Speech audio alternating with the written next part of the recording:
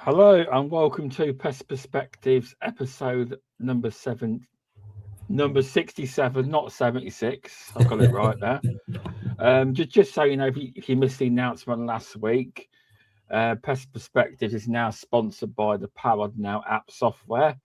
They're a job management software, so you can schedule your pest control jobs, any kind of jobs, do your invoicing. It's a great tool. I'm currently testing out their new, and I know everyone's going to say, you said you'll never do it. I'm testing out their AI assistant. So say you miss a call, the customer will talk to the AI. I am paying for that. It's not a free trial. I am paying for it. But yeah, we've had one customer so far. So with that, if you're busy, it's for wasp season, so it could become useful. It could. So we'll have to see how that's going. But yeah, thanks for the sponsorship of Powered Now. It's helped pay for this software for a year. I've got a new camera stand, so it's not on top of the monitor now. It's positioned right. And I've got one of these DJI mics I have. So we've upgraded a little bit, we have. But yeah, thank you to Powered Now and the team over there. So this week, we've got on Alex Whelan from Tender Pro Consultancy. How are you doing, Alex? Good, Shaun. Good, Shaun. Thanks for having me. Thanks very much. Good to hear. See, Alex is one of these people with meetings and teams and that. You get these people that come in early, and then you get these people that just jump bang in, and he's one of them. You're the first one that done it. Straight in, no messing. I expected it because when I had a meeting with you last week, you were straight in there one time. You were. So for people that don't know you, who are you? What do you do? My name's Alex, as you know. So I've been I was in pest control or around the industry for a long time, and after sort of just around 15 odd years, I've sort of diverted into a sort of a new realm of tender consultancy and helping not just pest control businesses, but all sizes of business with tenders. Okay. That's the very, very quick version. Okay. That's pretty much where we are today. Oh, that's good. So how did you first get involved in pest management when you first started in the business? So over 15 years ago. Yeah, so I was part of it. I'm a bit like yourself, Shaun. So I grew up within a pest control business. So my family ran a pest control business. So my summer holidays weren't sort of out playing football. They were doing loft clearances and putting hands in holes and going, oh, there's nothing there. And, all of that good stuff that pest controllers do. So I left school and, I tried a few things, but always fell back into pest control. So I sort of assumed that role, started off in sort of like a business support role. Okay. And then when I sort of got into the driving and stuff, we were part of a franchise sort of organization as well. So I always, again, sort of fell into that, it's like running the business. One minute you're the salesperson, next minute you're the technician, and then you're ordering stuff. So I was within that organization and I was sort of doing bits of everything. So we then sort of went into franchise and I assumed this sort of sales, business support, franchise management role. I didn't have a choice. Pest control chose me, as they say. That's good to hear. That is.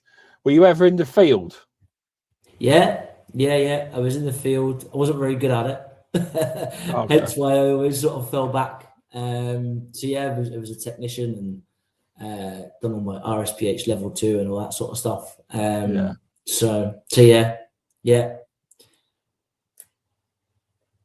was great fun. Good. That's good to hear. That is. So obviously you're more favoured to the office type jobs, yeah. But often that is in pest firms. That's quite an important part of the business. It is. So the reason I brought you on here was because I haven't had. It's been briefly mentioned. It has about about tenders when I had Trudy Martin on, 'cause she does ground maintenance and she does it quite regular. She does, and she touched on it, but obviously didn't go in depth. So obviously with pest control, that there is tendering work to get, but obviously there's loads of different tendering works people could get. You know, you made a post recently, something about £1 billion worth of tenders out there or something. Yeah. You did various different industries. So how would say a pest control company how would they go about if they wanted to approach starting tendering? Is there like a minimum requirement? Do you have to be in a trade body? Do you have to have any health and safety accreditations? How does it work as such, as an overview? Yeah, I mean, it does vary. It varies per contract. But one thing I would always say is tenders are built for, especially the ones that we tend to deal with and the ones you'll find in pest control. Yeah, will tend to be public sector organizations. So, there's a sort of a common misconception of, we're always going up against the bigger companies, or they've already been signed off behind closed doors, or whatever that may look like. But if you're not part of a trade association and you haven't got sort of any sort of safety system of procurement, a job management system like you've mentioned before, health and safety software, all of this stuff that is so natural to so many companies.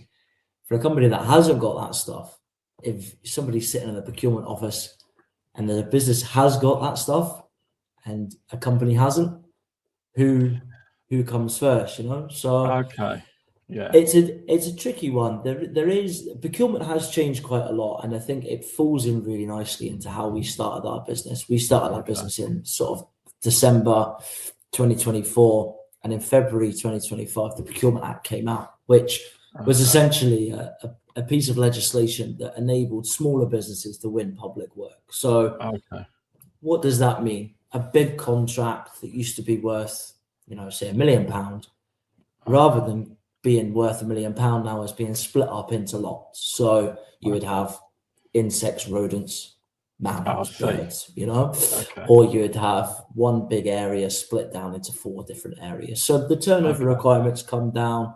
The requirements for the whole sort of contract reduce because the liabilities are less. What you can sometimes find as well is you have sort of 3 suppliers within one lot. So again, like the risk is very small. So it's changed quite a lot, and it does favor the smaller business. It's not got easier to navigate. So that's what we tend to do, is we 90% of our work is sort of making sure that, if you see a contract, we need to make sure it's right for you and your business.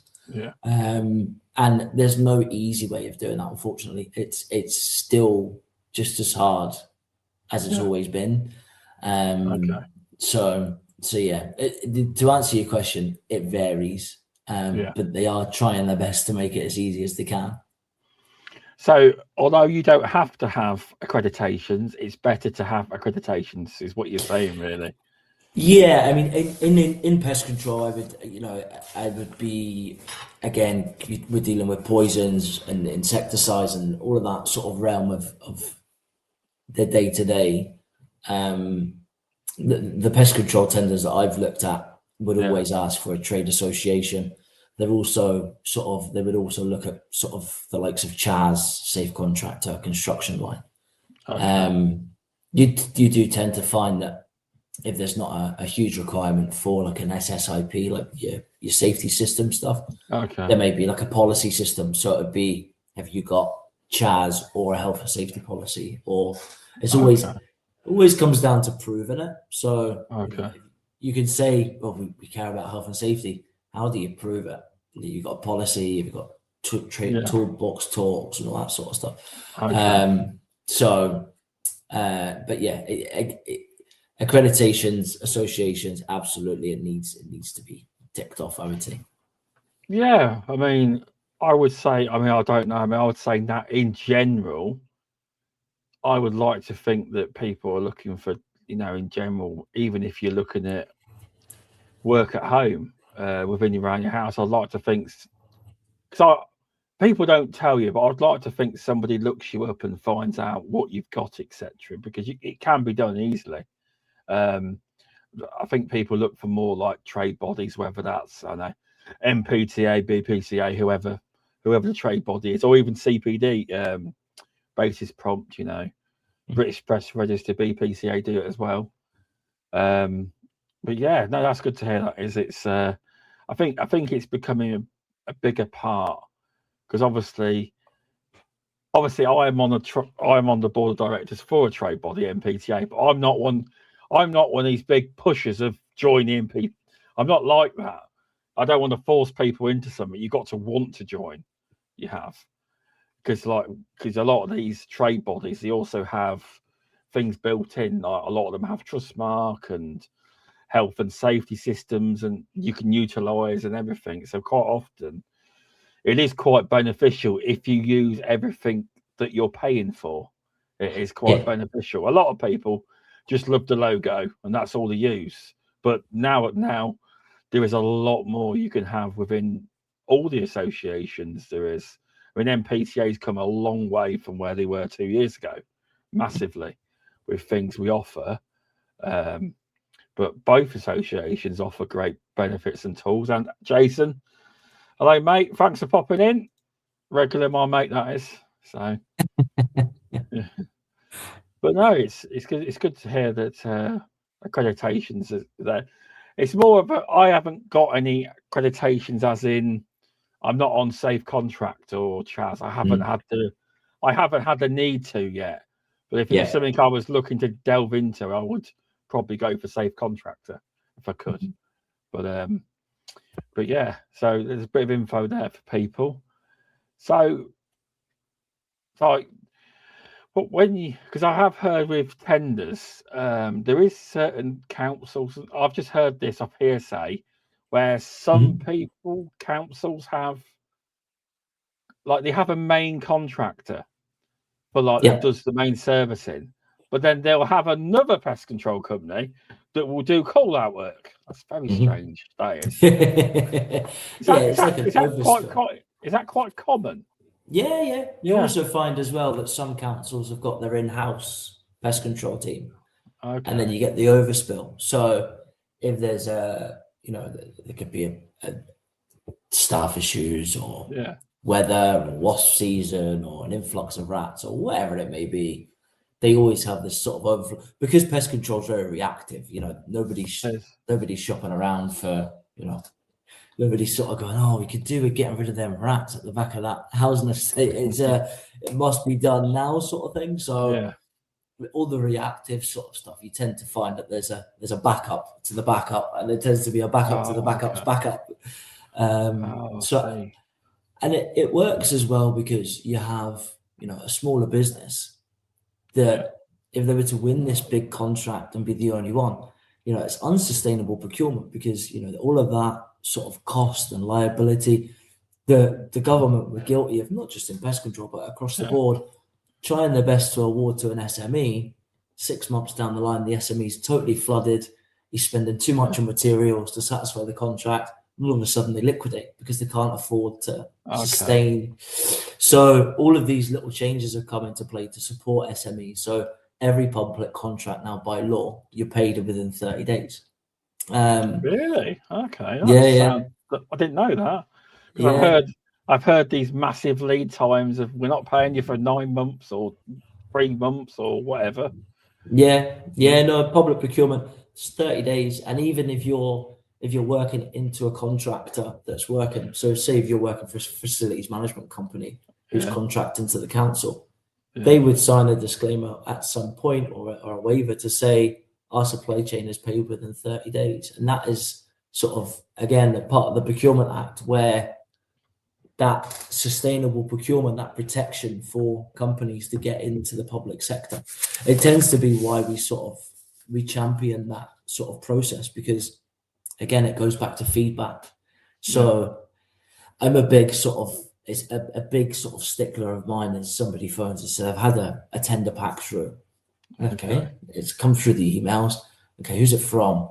I don't know the business. Okay, have you spoken to him before? No. Have you Googled him? I can't really find it. Okay, well, there's no point in sort of until you've got that knowledge. Because if someone knocked on your front door today and said, can I have all of your pricing, all of your methodology, all of your sort of RAMs, you wouldn't give it to them. So why would you give it to someone random with this tender? I also imagine, though, a lot of them could be scam artists as well. Yeah. As well, there's a lot of click this link here, and I'd imagine you get that too. Yeah. A lot of that. Yeah. And you never get the feedback. So again, your time is valuable to you and your sort of clients and your family. So you then go and pay an outsourced bid company like myself to complete that tender for you, and you never hear anything back, So again, in the public sector, there's, they have to legally hit markers and they have to be compliant in terms of, if you don't win the contract for whatever reason, they have to tell you why. They have to explain their reasoning. That's really good, because most contracts, as you know, in general, they just don't tell you. That's it. Yeah, I once got told they were going with someone else, and that was it. She was all, which is nice to know. Didn't say why. I think it was price. They were cheaper, probably. So obviously, that also. So you're saying that they have to legally tell you. So that means that a lot of these contracts can't be, we're just picking the cheapest contract then. No. And again, it comes down to your bid, no bid analysis is what we would call it. And it's like that beginner. So it will always tell you what the scoring will be. So if you're looking at an invitation to tender, it will say the quality submission will be 50%, the price will be 50%. So if you score first on quality, you get 50 points. And if you're cheapest, you get 50 points. That then makes up your scoring. So on the back of that, at the end, you get your debrief letter, they would call it, and you would see that you scored X amount on quality, X amount on price, and then you get that more in-depth feedback to say you've covered all of these things, but an explanation on X, Y, and Z would have helped your submission. So there's always that okay, we've lost, but we can now improve our bid for the next time, not just let's throw something at the wall and hope it sticks. That's good, because you can obviously learn from it and try and improve for next time. Yeah, you can. Because I imagine that when you do start doing it, you probably don't get any because you're not used to doing it. But it is good though how they're opening up to SMEs, because obviously I just presume tenders were for the big boys. I'm guessing that's what it is to stop, so it's not kind of a monopoly on multinationals, basically, I would imagine. Pretty much, yeah, because it didn't work. It didn't work in terms of the big companies, sort of, in the public sector, you're not going to be paid a huge amount of money. It's not these massive break the bank contracts, but they're profitable and they're good for sustainable sort of growth. But it didn't work because you had a sole supplier or two big boys who would be flooded, or like I said earlier, like in terms of like a sustainability point of view, it's easier to have 3 local suppliers in the area than have one huge supplier doing that housing or whatever it may be contract and the rest of them. So it just didn't work. And it's not just in pest control, that's across the board. So what I would always say to anybody starting out is look at frameworks and what they call a dynamic purchasing system, and sort of pinpoint the big ones that you in your local area, but also the smaller ones, and not make you a millionaire tomorrow, but you may get a few reactive jobs which will then build into something bigger, and then you're building that relationship for the day to come and say have the big part of the contract. Good to hear. That is, you've got some good feedback on here from Fred Robinson. Oh, he's always too great kind. To hear Alex on tenders, top man, great company. I paid him to say that. Did you? No, I didn't. I know you didn't. I know you didn't. We will meet one day. We will meet one day, Fred. I'm sure I'll see you at a Pest event. Go Pest Tech, and I'll be there. I will. But yeah, no, that's good to hear. That is. So, what kind of is there any kind of little tenders, say, that little companies could go for? Say there was a city council. Is there anywhere? Say a university. What kind of size companies can go for them? I'm on about staff size. What would you recommend? Does it have to be, I've got 5 employees, or does it have to be, to realistically be able to support what they want? Would you say you'd have to have quite a few staff, or could you have, 2 people could do it, or is it just? To be honest, it's just it just varies. To be honest with you, Shaun. It varies on tender. Yeah, it varies on the opportunity. As a rule of thumb, you really, most contracts would require a contract manager, and it is the next step. We've helped sole traders get onto big frameworks and have these reactive jobs through. So I wouldn't want to say to anyone, wait until you're a certain size, because there's no reason why they can't start looking at this stuff today. As a standard, a few guys on the road, holiday cover, absence cover, emergency call outs, because a lot of the stuff that pest control companies would do would be housing. So that never stops. So if it's, one person and one technician, really, in reality, if they're getting call outs every single night, is that going to be sustainable for that business? No, you are right. You are. So, especially for big wasp season, if you're going to if it ever comes. They're great points. They are. Yeah, it generally is, and I've always sort of been a big believer in a part of, and again, it's not something that anyone's really taught in any industry, is sort of to get into that routine of, okay, we don't qualify for any tenders today, and we've not really got an interest of doing that today, but in 3 years' time we might. So let's get into the routine of seeing what contracts are coming up, understanding the requirements. Are they asking for a trade association? Are they asking for safety systems and procurement? So you're already building a sort of a plan of, okay, the last 5 tenders we've looked at, they've all asked for construction line gold. So we will need to get construction line gold before we start going for tenders, and that sort of like the MPTA or the BPCA, that sort of routine of, we know the tender process, and eventually one will come up and you go, let's just go for it. Let's see. Let's learn, because that's what I did in our, my previous business. Nobody sat down and went, right, Alex, this is how we do it. You sort of, the first few you do is you're blagging it, and then eventually you just start to learn the process. It's like anything, I suppose. So I suppose it's just a case of keep looking at the tenders and keep reading the terminology, then trying to understand what it means. As such, because it's a new world to a lot of people, but I think it's a world that a lot of pest control firms watching this could benefit from. It's a big sector, especially if you get some bigger tenders, I imagine. But it is a factor of the business that I've never had anyone talk on it, so it's good to have an expert like yourself on. It is. Thank you very much. I love that in writing if I can, thanks. Yeah. You've got it in blood now. No, I mean, we've always, it's one of them things where, I've been in the industry for a long time. I've still got a great passion for it.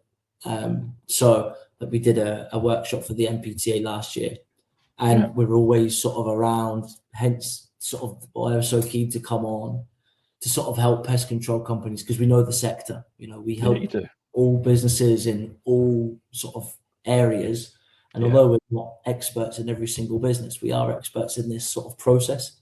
It helps that I was in pest control for such a long time, so it is always going to help that every business of every size, we can always sort of guide and give advice on, this is what we would do, or this is what I would advise you do. So, yeah, I mean, anybody sort of stuck, you've got someone here to help you through that. So yeah, we want to see SMEs winning. And if somebody on the back of this sort of decides to say, let's just give it a go, and one day wins a contract, then it's made it, I suppose. Exactly. Because obviously, I imagine that. Did you get any interest on the seminar you did for the MPTA? Did people come and watch it, or live, etc.? Yeah, it was quite interactive, to be honest. It was quite good. That's good to hear. So, and kudos to sort of Kevin, because he sort of just gave me a, do what you got to do type, So, and the people that came on stayed connected on LinkedIn and dropped messages and, can you help me with this, or what does this mean type thing. So, I mean, anything like that, and I think everybody is interested in tenders at some point. It's just how relative it is to them at that time. So yeah, we were actually down in Birmingham a few weeks ago. And somebody who was on the podcast, we were exhibiting at the NEC. Yeah. Somebody walked past and said, "I've seen you on the MPTA. How weird is that?" So that's good. That is. I mean, there is a page on the website. It does say to people, if you want to, do this with yourself, it says register your interest. Yeah. So it is there if people want to actually see it on the website, and it is there. It is, but that's good to hear. You had quite a bit of interest on the seminar thing. That is, it's good to hear there is some interest. Do you see any big mistakes where pest control have made mistakes? Has there ever been any mistakes where, say, some pest control tenders have gone wrong because they've got the contract and not read it properly? As such, has that ever happened? Not so much. It brings me on to something which I sort of anticipate on every sort of question I get. Sort of one of these interactions is AI. Right, yes, there is that, yes. Because we chatted about that on our call on Friday. Yes, yeah. So the contracts are always sort of, you've got like an invitation to tender where it'll tell you all about the council and the requirement, and then you'll have like the specification of what they require. What we have seen in the past is somebody's gone into an AI software, copied the question, put it into AI, and not read what they've copied and pasted back into their submission. Okay. And that is, that was quite a bad one. ChatGPT in its early days committed this company to be wearing VR headsets to show how to paint a wall and the quality of what this new wall was. And, they got to site and said, "Where's your VR headsets? Where's the evidence that you promised us in our tender?" What?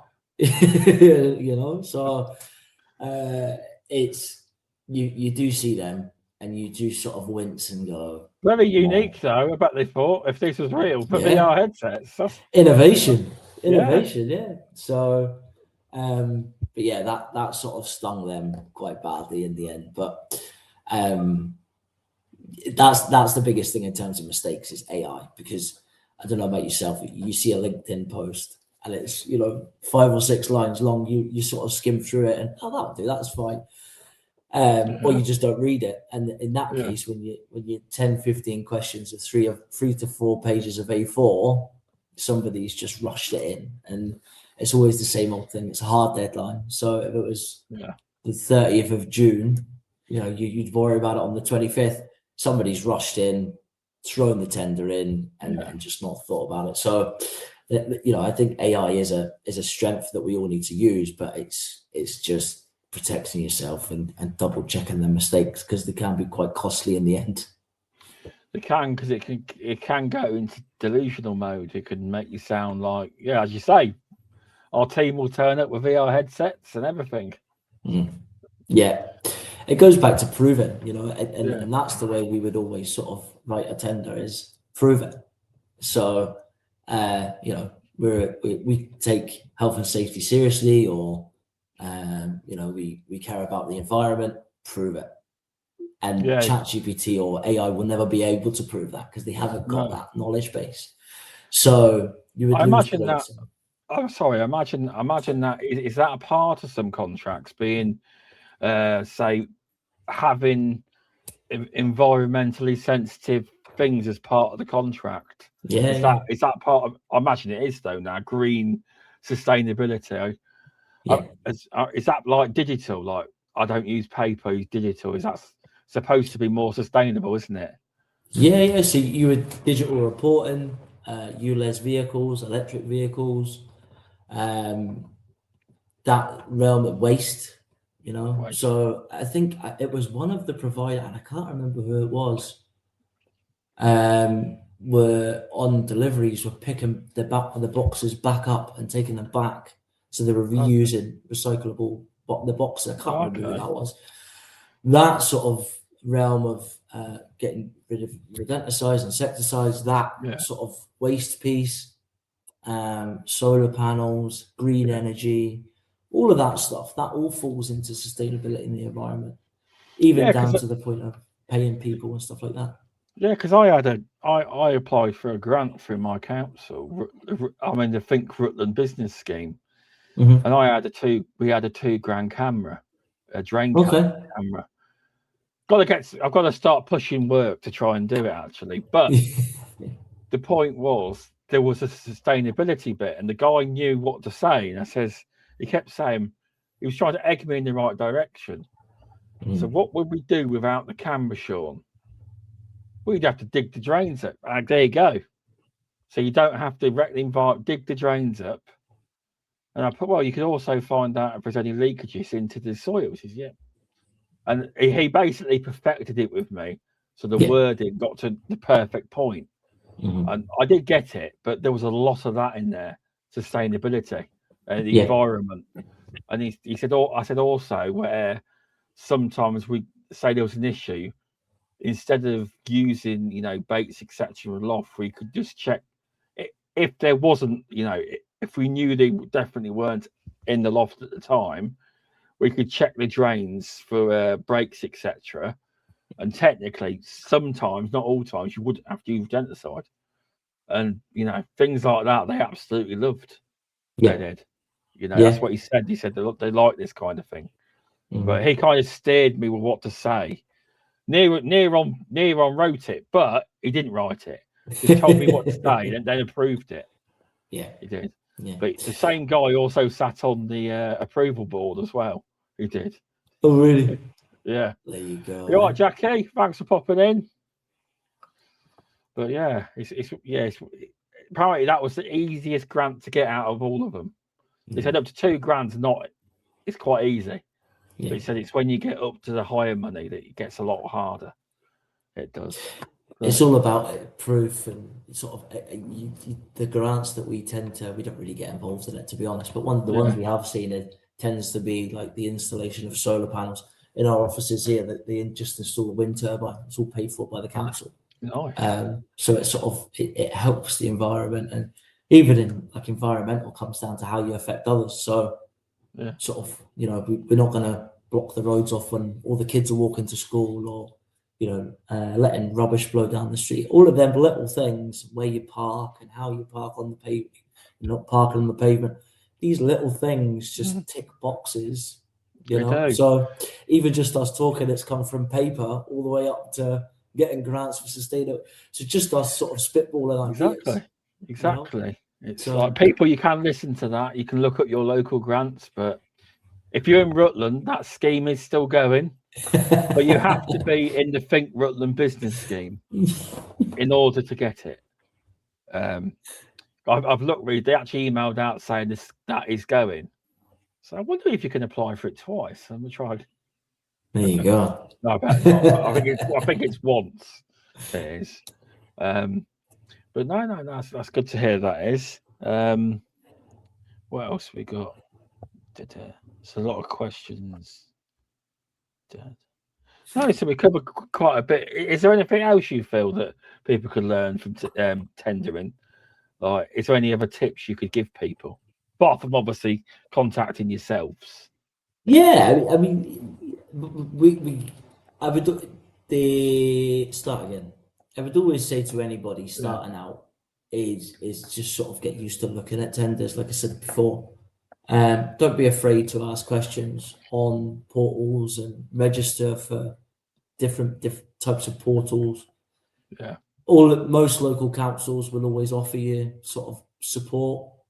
Okay. There is sort of free local sort of publicly funded support out there. So it's there, and it works all the way through. Like I said, we help companies that have got no idea where to start, all the way up to companies that no longer want to employ a bid team, want to outsource that sort of overhead. Okay. So, I know we're very focused on sort of getting started and helping smaller businesses break into that realm. But even sort of mid-sized businesses who are comfortable growth but want to still get to that next level, we're still here to sort of help with that and support with that journey. The only thing I would say is that the use of frameworks and DPS systems now are more valuable than waiting for something to drop in that's going to be life-changing. So look up local sort of councils on gov.uk, look at framework agreements for your local councils, and because pest control will be slipped into that property management, sometimes it's bulked into cleaning and that sort of stuff. So there's loads of opportunities out there. So just keep your finger on the pulse, really. Yeah, I mean, suppose so. That scheme I mentioned, it is free business advice. So there is any business advisor. So if I was to say, I want to do tenders, he could actually say something on that. I don't think he's an expert in it, but he could help to a degree. Yeah. But because I listen to a lot. You ever heard of a guy called James Sinclair online? No. He's in the business world, and he does a podcast, and I've heard him help different businesses, and he helped a business up north that they liquidated, but it was pest control, and he was telling them what to do. You need to get into your tenders, get down your schools, get all That's right. I did hear that actually. Did you watch this one? Yeah, I did see. You watched that one, did you? I did see it was that. The thing is, the girl was lovely. I'd like to speak to her because she was so lovely. But I think that was the schools and stuff, weren't they? That was the one where she couldn't get over the small-minded. Couldn't she? Kept going, well, and they made a buzzword, didn't they? An alarm. They did. Yeah. But I listened to that like 6 times. Just bang the phone and you'll be fine. But I looked it up, and they actually went under on limited company's house. So unless they may have just set up a new name, you don't know, do you? But yeah, there's such a wide variety. Like I worked for one of the bigger companies in the industry for a long time, and the variety of sort of customers that we had. Some of our biggest customers were stuff you wouldn't even think of. The police and the fire and rescue service and the government contracts, and they were our network rail was a huge contract. I've heard about them. I've heard that when you go for tenders with network rail, you have to first become approved first to tender for them. Is that right? Yeah, so you have to. It's like a PQQ, a pre-qualification questionnaire. And it tends to go through like a tier 1 contractor now, but you have to be vetted to work on a train track and have your accreditations and all that sort of stuff. Yeah, I was talking about from a pest control perspective. It was one of my dad's mates that reckons that he used to do work for them, and he had to be approved, but they'd pay you just for even if you didn't get it, they'd pay you just to price it. Apparently, and it was a lot of money just to price it. Yeah, it was just massive contracts, and it's always sort of. People look for BRC and food and beverage sites and that sort of stuff, but pest control is relative to everyone. The place where a lot of people struggle is, and again, it's quite a big bugbear of mine, is you have FM, reactive maintenance, cleaning. Pest control doesn't fall into cleaning, but it also doesn't fall into sort of trades, electricians, sparky, joiners. So it's like, you speak to somebody, it's like, who does your pest control? Well, it's not here and it's not there. So I don't, it's where does it fit in? So that's the challenge we always found as sort of a sales team, is speaking to someone new and saying, how do we do that? That's where it's always been a sort of a struggle. Hence why tenders is the best way. You said something interesting there. You mentioned BRC. Mm-hmm. Do BRC CGS use tendering? They may do. So again, the big difference between they may go out to tender, or they probably will go out to tender, but it wouldn't go out to public tender.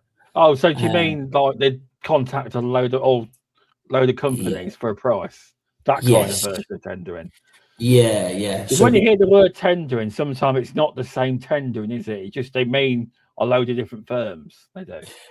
Yeah. So a tender, going out for tender is really no different in sort of asking for a quote. And we sort of put that in our workshop that we do is, that misconception of someone came to you and said, "Can I have a quote for this?" You go, "Yeah, that's your quote." If someone says, "Do you want to apply for tender?" You go, "Oh, that's not a nice word. I don't like that."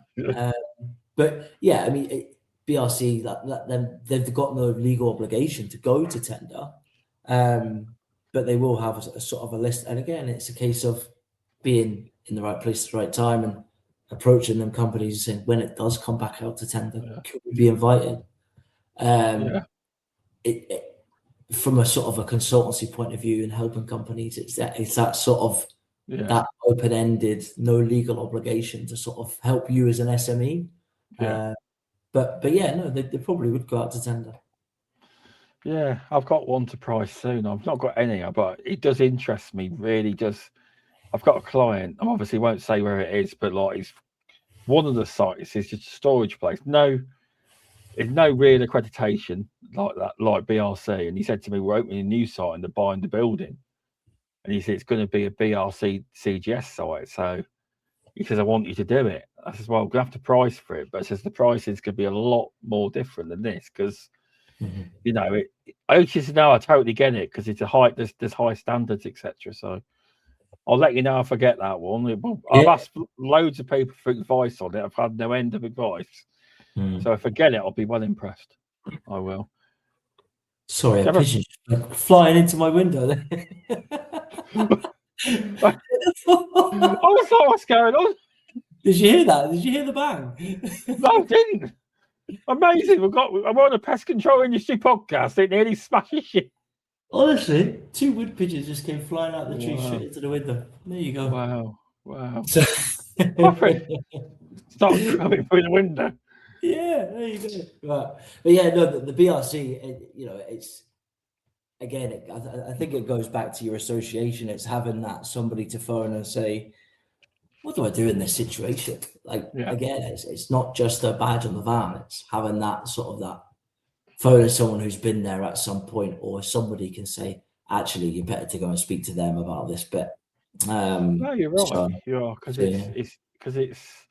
because obviously a lot of this is all written down, so the rules are kind of. But it's a weird one because obviously I appreciate it is RSPH level 2 award in pest management. However, you read their official rules, it doesn't say that. But it's in the guidelines of some of the auditors. So, but in-house, it doesn't say that. So, but then I've got another document that says it is. So I'll go with that. You'd think, though, they'd have it in the official guidelines, what the actual qualification is, but they don't. No. So it's all interesting now. I really hope I get it because I think it would be cool. There's a learning experience anyway to potentially open more doors. I don't imagine it can't be that difficult. Just it requires a lot more compared to the contracts I have. A lot more time on site. A lot more, a lot more paperwork than I'm used to. But I can do it, no problem. It's just a new challenge. It is quite interesting. It's a new challenge. It is. It shows a different world. Like you're doing sort of catch-tray analysis and never done it before though, actually. So I can do it. It can't be that difficult. But I've had friends and people give me advice on it. But it is scary if you're a smaller business trying to do that kind of thing. But there is businesses that have actually built up over the years and were small 1-man, 2-man bands and built up, like shout out to Jacob if you're listening from Atlas Environmental. His business is specialist in BRCGS sites. And he actually done a podcast with the Beauties and Beasties, which on every Friday. and he was talking all about it. He said he started out, and he says they absolutely love it, but he had the experience. He worked at a firm that chucked him in at a deep end on a BRC site. He didn't know what he was doing, but he said I learned it through doing it. So you can do it and build yourself up. So I think it will only improve your systems. I suppose it's a little bit like tenders and your standard quoting reports. Exactly, because what you're saying with paperwork is this. He said someone asked him a question on it. It's like, what happens if an auditor asks for this document that isn't in the paperwork, all the specs, and he just said, I just put it in, then I get the document and I implement it to all the other BRC sites, every contract we have. So if it ever happens again, we're covered. That's what he said. Even if we don't need it, I'll put it in. Yeah. He says it just makes life easier. And that is exactly how you sort of, you just grow. It's no different to, someone phones you and says, well, can I have a quote for this? There's the quote, but there's also our RAMs, our accreditations, our case studies, our tests. All of a sudden, this customer, whoever it may be, a residential or a big customer, is sitting there, oh my God, I only asked for a quote, So stuff like that will only ever help you grow. And it gets you into a routine of, if your levels are up here, you're always going to be a step above the companies that aren't doing that. So it's always going to help you. But all the best for that. Yeah, definitely. I'll keep you updated. That'll be great. Yeah, it's been a few weeks since he mentioned it, but he did say to me on my last visit, he apologised and said, I'm sorry, but we are buying it. But we're obviously having to engage with solicitors, etc. I did go and look at the site, actually. I was driving past. I knew where the site was, you see. So I had a look at it from the outside. It's looking nice. Brand new building, though, it is. So good. So, yeah. You like that? Well, the good thing is as well, they follow your recommendations and stuff as well. Yeah, because he told me where it was. And he said it's a brand new building. I actually downloaded the for sale pack. So I've got the whole schematics, everything for the building. Because you can because it's online, there's a pack you can download for that building. I just downloaded it and had a look. I told him he didn't mind. Yeah. But yeah, that's interesting, that is. But no, you give out some great advice, you have. Basically, don't be afraid. And because I have looked at some of the tendering, I couldn't find any pest control tendering, but I still had a look, and it is a bit of a minefield. It is. And a lot of the terminologies they use in it. You could use AI to find out what the terminologies mean, couldn't you? Absolutely, yeah. In fact, what I'll do, I've actually got a tender dictionary, and it grows. It grows, and what I'll do is I'll send you my tender dictionary, and it will have sort of all your abbreviations, and then just like a brief description of what all of that means. Cheers. And that'll help you through it. When you are looking for tenders, there's loads of sites out there. Rule of thumb, I always stick to gov.uk because that is live first-hand information. And what you tend to find is, like anything nowadays, you go into a second-hand site and you start paying a subscription. And I would always say stick to gov.uk, and then from there they'll then tell you where to find the actual tender documents. It's like when a website. It's like when a website comes up. We had years ago a website address came up, and this lady rang my dad. It's like, oh, you can have it for about 300 quid. So we rang our company that runs the site, and he said, she's trying to buy the domain and sell it to you for £300. Do you want it? All right, I've just bought it for £3. She never rang back. He said companies do it all the time. They're like a middleman. They see a domain come up that's similar to yours, buy it, and they go, you can have it for £300. But it's actually available for like £3. So it's kind of the same thing, but trying to sell people lists. Yeah. It's just recycled information, and it tends to be as well. You sign up to these sort of, nothing comes out early, especially again in the public sector. No one's finding contracts that hidden away in some sort of, pardon the pun, rabbit hole somewhere. Yeah. They're, public information is public information. If someone down the line starts charging for that, then I just see it as wrong, to be honest. So as always, my sort of rule of thumb, gov.uk, public contract Scotland, if you're in Scotland. And there's the two in Ireland as well, but always stick to. So if people are in Wales, is that just .gov, or have they got a different version of it in Wales? See, they have got Sell to Wales as well. Yeah. Again, so that changed last year. So some of the stuff does filter through to gov.uk from the sort of the smaller nations, but so Wales have got Sell to Wales as well. Okay. But yeah, so them core 4 or 5, they're the ones to sort of look out for, depending on the area you cover, all that sort of stuff. Yeah. So yeah, it's been an insightful chat. It has. I'm sure a lot of people have learned a lot, because it's an area I think that is important. As you say, like, if you're not looking at it, doing it now, and you plan to in the future, you can start looking at it and looking at the basics and learning over time what means what, and then start trying it eventually. So yeah, you can start learning it, because it's obviously a process, isn't it? It's a lot of gobbledygook as well. There is. It's really nice. I did a mole job for a school, so I asked him, "Who does your pest control?" And it's a national. And then I've got no chance of going for the contract, because he said to me, they want basically, because it's now trusted. Loads of schools are under trusts now. Mm-hmm. And he's honest with me, the caretaker. He says they want a company that is a pest control company, but they also want the pest control company to do hygiene. I thought, I can't do that. I'm too small. I just said to him, I can do your pest control definitely, but I can't do both. Yeah, he says, I know. He says, but then again, he says they can't do moles, so they can't do it all. He said, but yeah, some of them want the hygiene bit, and a lot of small firms can't really do that, can they? No, not really. It's competing with that. It's a tricky one, because like I imagine that happens in tenders as well, does it? Yeah. So and it tends to be the smaller the buyer, because obviously from the other side of something that people don't tend to think about, from the other side, from the buyer's side, you think of how much work goes into putting the procurement documents together, and the review process, and the portals, and that sort of cost in itself. So what's the easier way to do it? Group it up.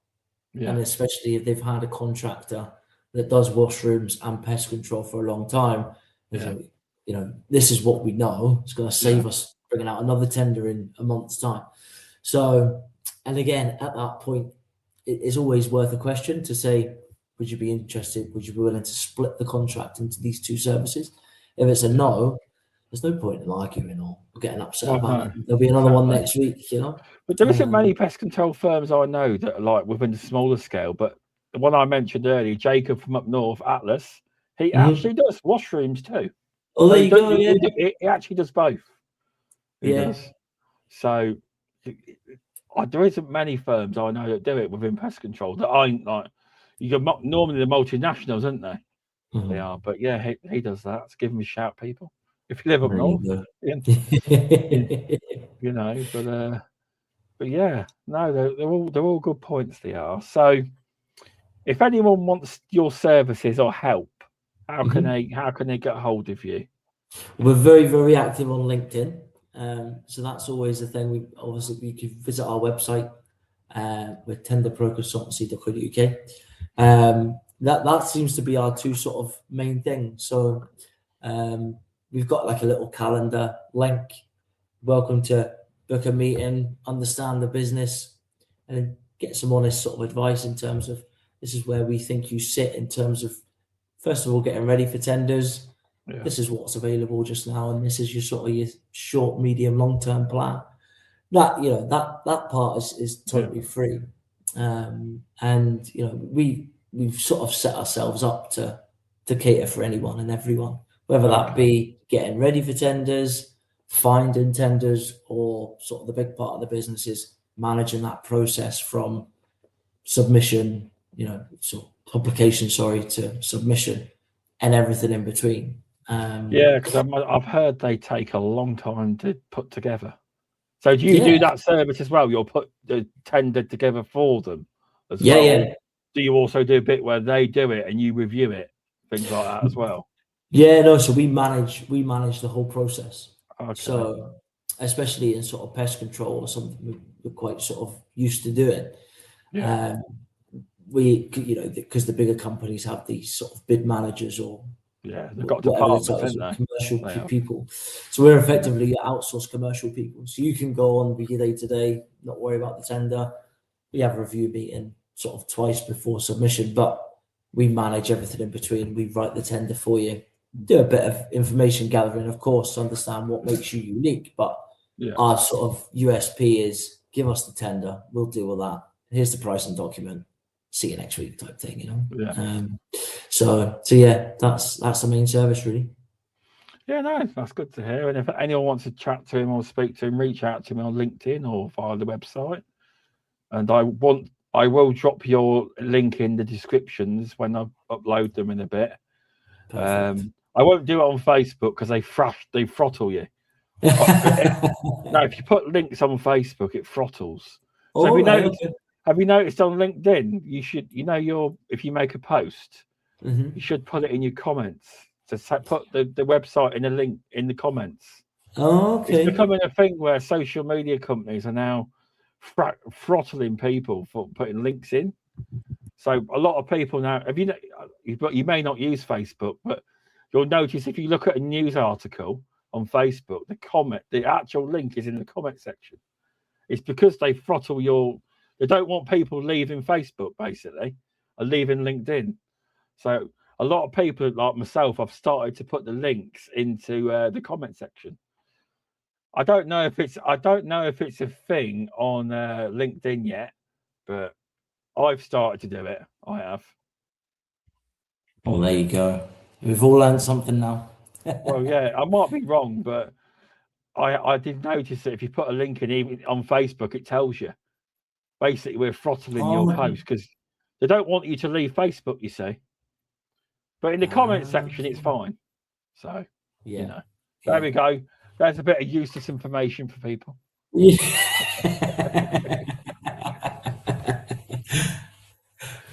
Oh, great stuff. But anyway,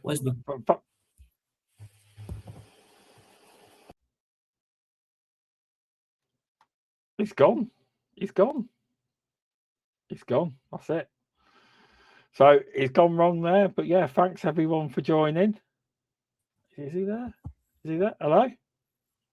Can you hear me? Yeah, I can hear you. But yeah, what's going on? No worries. But thanks for coming on, Alex. It's been great. Thank you very much. And I'll chat to you soon. Thanks to everyone for watching. And I'll see everyone next week. All right then. Perfect. Thanks, mate. Thank Thanks, you. Shaun. Cheers. Take care. Bye.